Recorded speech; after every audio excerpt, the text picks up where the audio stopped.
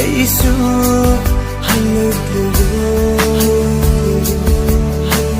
nangdi aigi punsisida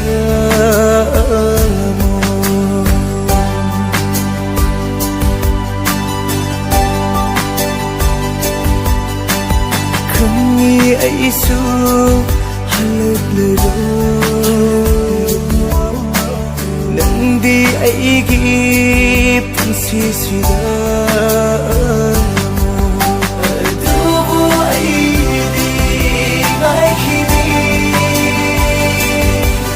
adubu aidi ngaikini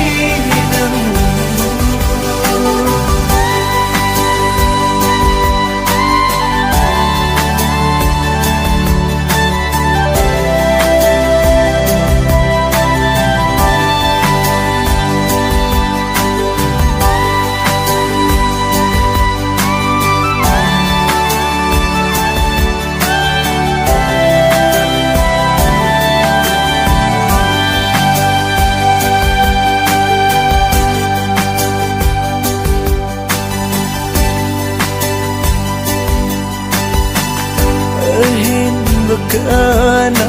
gachkhri nangbu kana valairu khidar aina nangbu numsirubagi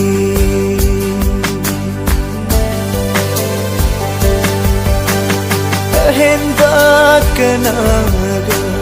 gachkhri nangbu kana valairu khidar aina nangbu siruvagi machit machit kairava aigi thamoi se amuk samjheluvagi kari kanari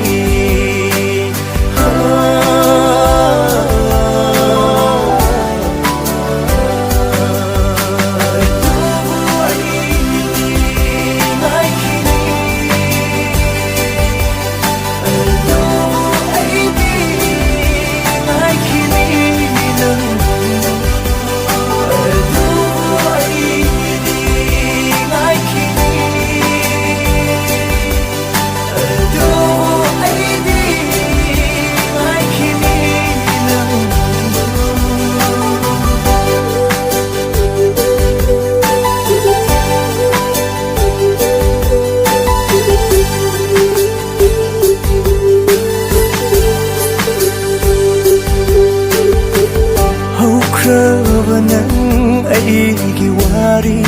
singdo lepa leita ningsingli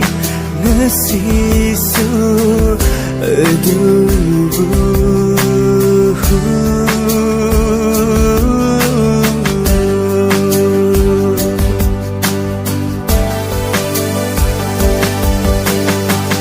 hau kravanang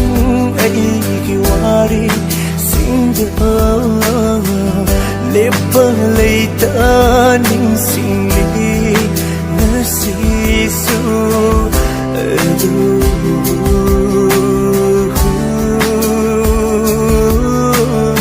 ahenba kanaga sakhri nangbu kana valairu khidar aina nangbu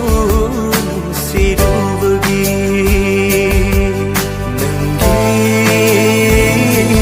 satam